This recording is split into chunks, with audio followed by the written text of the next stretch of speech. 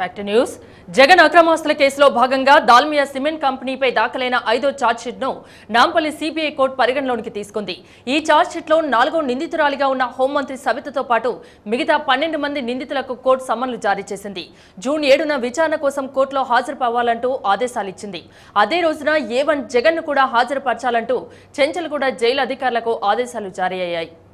రాజకీయాల్లో ప్రకంపనలు పుట్టించేలా ఉన్న సిబిఐ 5వ ఛార్జ్షీట్ను నాంపల్లి సిబిఐ కోర్టు పరిగణలోకి తీసుకుంది. సీసీ నెంబర్ 12/13ని కేటాయించిన కోర్టు నిందితులకు కోర్టులో హాజరు కమ్మని సమన్లు జారీ చేసింది. హోంమంత్రి సవిత సహా 12 మంది నిందితులకు కోర్టు నుంచి పిలుపొచ్చింది. వీరందరిపై section 120B read with 420, 409, 420, IPC PC act 9, 12, 13(2), read with 13(1), C మరియు డి సెక్షన్ల ప్రకారం కేసులు నమోదు చేశారు.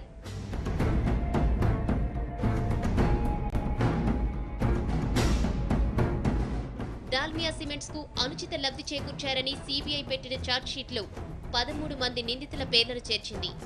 వీరిలో A1గా వైఎస్ జగన్, A2గా ఆడిటర్ విజయసాయి రెడ్డి, A3గా దాల్మియా సిమెంట్స్ ఓనర్ పునీత్ దాల్మియా, A4గా హోంమంత్రి సవిత, A5గా ప్రస్తుతం బెయిల్పై ఉన్న ఐఏఎస్ అధికారి శ్రీలక్ష్మి, A6గా రిటైర్డ్ అధికారి రాజగోపాల్, A7గా సజ్జల దివాకర్ రెడ్డి, A8గా సంజయ్ మిశ్రా, A9గా నీల్ కమల్, A10గా జైదీప్ బసు, A11గా రఘురామ్ సిమెంట్స్, A12గా దాల్మియా సిమెంట్స్, A13గా ఈశ్వర్ సిమెంట్స్ ని నిందితులుగా సిబిఐ చేర్చింది.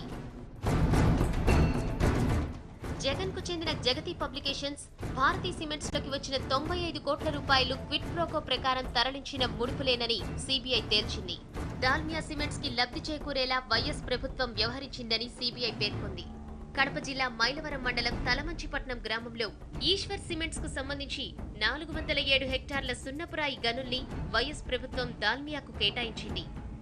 దీనికి ప్రతిఫలంగా భారతీ సిమెంట్స్ లో 50 కోట్లు, జగతి పబ్లికేషన్స్ లో 45 కోట్లు పెట్టుబడులుగా వచ్చాయని సిబిఐ దర్యాప్తులో తేల్చింది. 2007లో భారతీ సిమెంట్స్ షేర్ వాల్యూ 110 రూపాయలైతే ఒక్క ఏడాదిలోనే 2008లో దాల్మియా ఆ షేర్ను 1440 రూపాయలకు కొనుగోలు చేసిందని సిబిఐ ధృవీకరించింది. భారతీ సిమెంట్స్ కర్మాగార నిర్మాణానికి అవసరమయ్యే పరికరాలు, సామాగ్రిని కూడా దాల్మియా సప్లై చేసిందని తేల్చింది.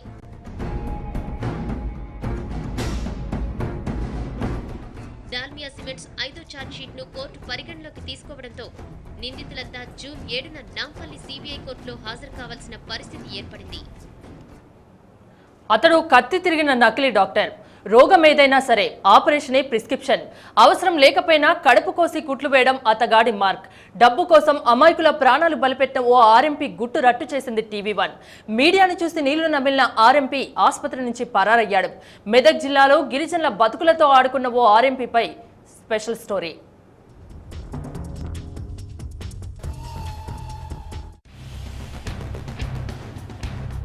ఇది మెదక్ జిల్లా కౌడిపల్లిలోని మమత ఆసుపత్రి. కుర్చీలో కూర్చున్న గుండూబాస్ ఎవరో కాదు, డాక్టర్ కాని డాక్టర్, ఆర్ఎంపీ యాక్టర్. పేరు సుధాకర్. సర్వ రోగాలకు ఒకే వైద్యం చేయడం ఇతగాడి స్పెషాలిటీ. కంటి నొప్పికైనా పంటి నొప్పికైనా ఇతగాడికి తెలిసింది ఒకే వైద్యం, అదే కత్తి కోతల వైద్యం. ఎడాపెడా ఆపరేషన్లు చేసే పైత్యం.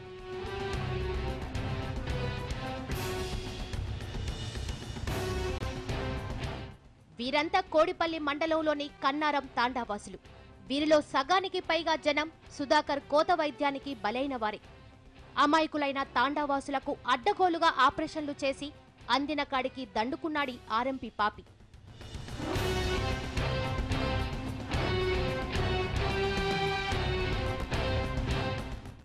కూలీనాలి చేసుకుని బతికే తాండావాసులు నిరక్షరాస్యులు. ఏ చిన్న అనారోగ్యం వచ్చినా దగ్గర్లోని మమత ఆసుపత్రినే ఆశ్రయిస్తుంటారు. దీన్ని అవకాశంగా తీసుకున్న ఆర్ఎంపీ సుధాకర్ ఆరితేరిన సర్జన్ అవతారమెత్తాడు. కాళ్ల నొప్పితో వెళ్లిన వారికి అడ్డగోలుగా అపెండిసైటిస్ ఆపరేషన్లు చేసేశాడు. మహిళల పరిస్థితి ఇంకా దారుణం. కడుపు నొప్పి అని చెప్పిన పాపానికి గర్భసంచి తీసేసి అమ్మతనానికి దూరం చేశాడు. ఇలా ఒకరు కాదు, ఇద్దరు కాదు, ఏకంగా 40 మందికి అవసరం లేకున్నా ఆపరేషన్లు చేసి అందిన కాడికి డబ్బులు దండుకున్నాడు ఈ కంట్రీ ఆర్ఎంపీ.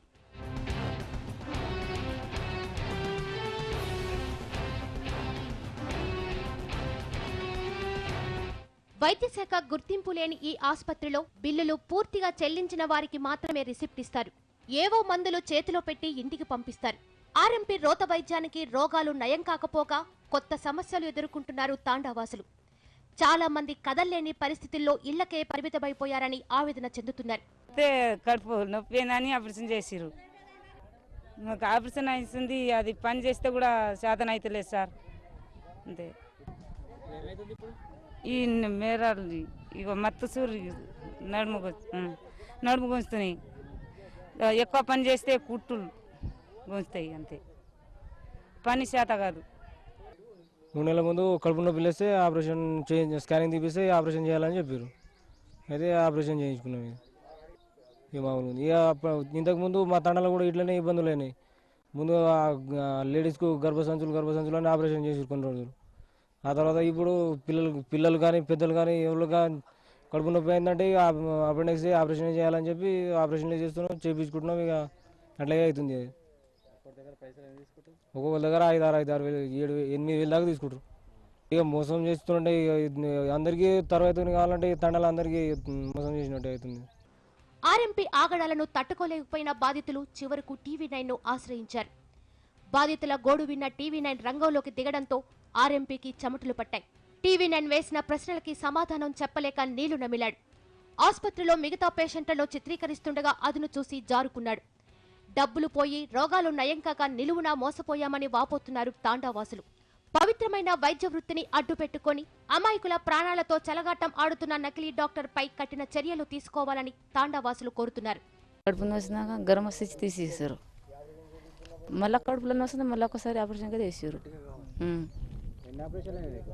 2 అయింది. ఆపరేషన్ చేస్తే పెద్ద గర్మ తీసారు. ఏం మంచిలే అవి నడుములు నారాలు దోహానగా పెట్టాలి. మళ్ళీ డబ్బులు ఒక 2 రోజులు చేయాలి, దోహాన్లోనే పోవాలి సూదులకు. కడుపు నొప్పి వచ్చింది, సుధాకర్ దగ్గర పోయినాం. టెస్ట్ చేసినాడు, చేసి అప్పుడే 1 గంటలో చేసినాడు. అపెండిక్స్ తీసేటప్పుడు పలిగిపోయింది. నాకు 4 సంవత్సరాలు 5,000 తీసుకున్నాడు. ఇప్పుడు అట్లానే వస్తుంది నొప్పి, ఎప్పుడైనా వస్తుంది. టీవీ9 చొరవతో స్పందించిన వైద్యాధికారులు మమత ఆసుపత్రిపై దాడి చేశారు. అనుమతి లేని ఆపరేషన్ థియేటర్ను సీజ్ చేశారు. ఆర్ఎంపీ సుధాకర్ పై కేసు పెట్టారు. పరారీలో ఉన్న సుధాకర్ను పట్టుకునే పనిలో పడ్డారు పోలీసులు.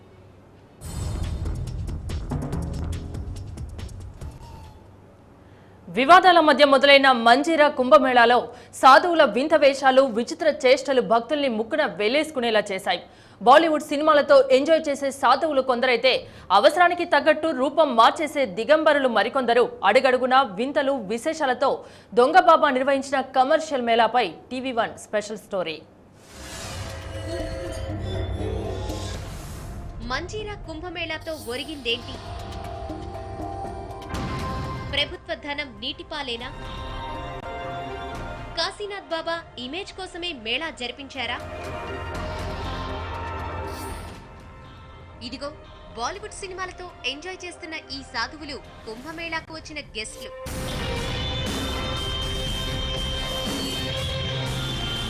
కాశ్మీర్, హిమాలయాల నుంచి దిగిపడ్డ నాగసాధువులంటూ చెప్పుకుంటున్న వీళ్లంతా మెదక్ జిల్లా నాల్కల్ మండలం రాఘవాపూర్లో జరిగిన కుంభమేళాకు హాజరయ్యారు. ఎలాంటి విశిష్టత లేకున్నా కుంభమేళాను జరిపించేసిన ఘనత ఇదిగో ఈ సాములోరికే దక్కుతుంది. పేరు కాసిం అలియాస్ కాశీనాథ్ బాబా. ఈ మేళాను అన్నీ తానై నడిపించిన ఘనుడు. 2010లో మొదటిసారిగా ఇక్కడ మంజీరా కుంభమేళా జరిపించారు. మళ్లీ 3 ఏళ్లకే మరోసారి మేళా జరిపించి అందర్నీ ఆశ్చర్యానికి గురిచేసిన కాశీనాథ్ బాబా తన ఇమేజ్ ను పెంచుకోవడం కోసం ప్రభుత్వ ఖర్చులతో ఈ తంతును ముగించాడు. బడా రాజకీయ నేతల అండదండలతో సొమ్మొకరిది సోకొకరిది అన్నట్టు ప్రభుత్వ ధనాన్ని ఇలా గంగపాలు చేశారు.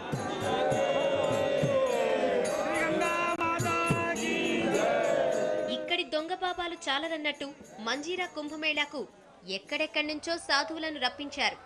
అంతేకాదు, ఒక్కో సాధువుకి 5,000 రూపాయలిచ్చి మరీ మేళాకు తీసుకొచ్చినట్టు కాశీనాథ్ బాబానే సెలవిచ్చాడు.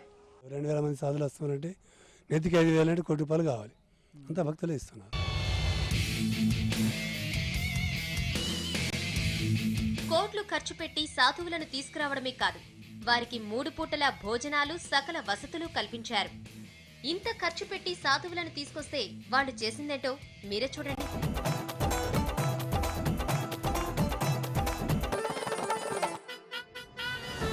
బాలీవుడ్ సినిమాలు రొమాంటిక్ సీన్లు చూస్తూ ఎంజాయ్ చేశారు.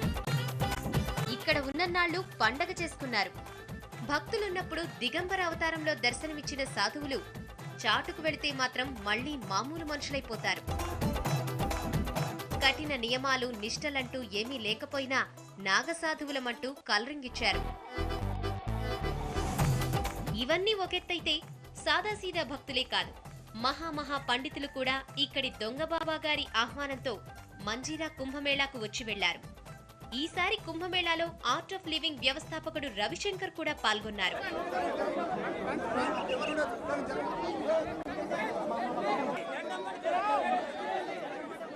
బెంగళూరు నుంచి బీదర్ వరకు హెలికాప్టర్లో, అక్కడి నుంచి రాఘవాపూర్ వరకు రోడ్డు మార్గంలో ఆడి కార్లో భారీ క్యాన్వాయ్తో వచ్చారు. బాబాగారు రావడానికయ్యే ఖర్చును ఎవరు భరించారు, ఎలా భరించారనే విషయాన్ని పక్కన పెడితే అంత ఖర్చు చేసుకుని వచ్చిన రవిశంకర్ కుంభమేళా నదీ స్నానం చేయకుండానే వెనుదిరిగారు. సాధువుల స్పర్శతో మంజీరా పవిత్రతను సంతరించుకుందని సెలవిచ్చిన రవిశంకర్ కనీసం నీటిని తాకే ప్రయత్నం కూడా చేయలేదు. ఎవరో 4 చుక్కలు నెత్తిపై చల్లగానే వెనుదిరిగాడు.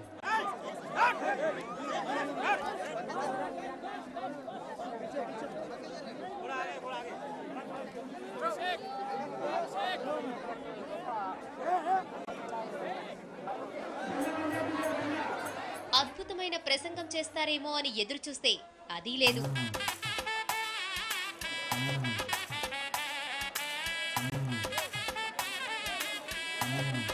ఎంత తరచి చూసినా మంజీరా మేళా నిర్వహణ వెనుక కాసిం బాబా గారి కమర్షియల్ ఆలోచన తప్ప మరేమీ కనిపించలేదు.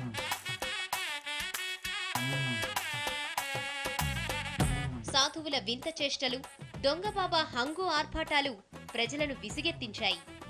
ఎలాంటి విశిష్టత లేకున్నా దొంగబాబాలకు సపోర్ట్ చేసి కుంభమేళాకు ప్రజాధనం ఖర్చు చేసిన రాజకీయ నేతలు ఇప్పటికైనా కళ్లు తెరవండి. జనం సెంటిమెంట్తో ఆడుకోకుండా వీలైతే దొంగబాబాల ఆటలను అరికట్టండి.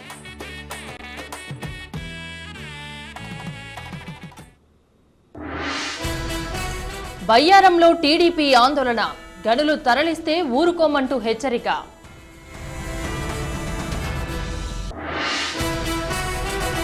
హైదరాబాద్లో రెచ్చిపోయిన దొంగలు, ఏటీఎంల చోరీకి విఫలయత్నం.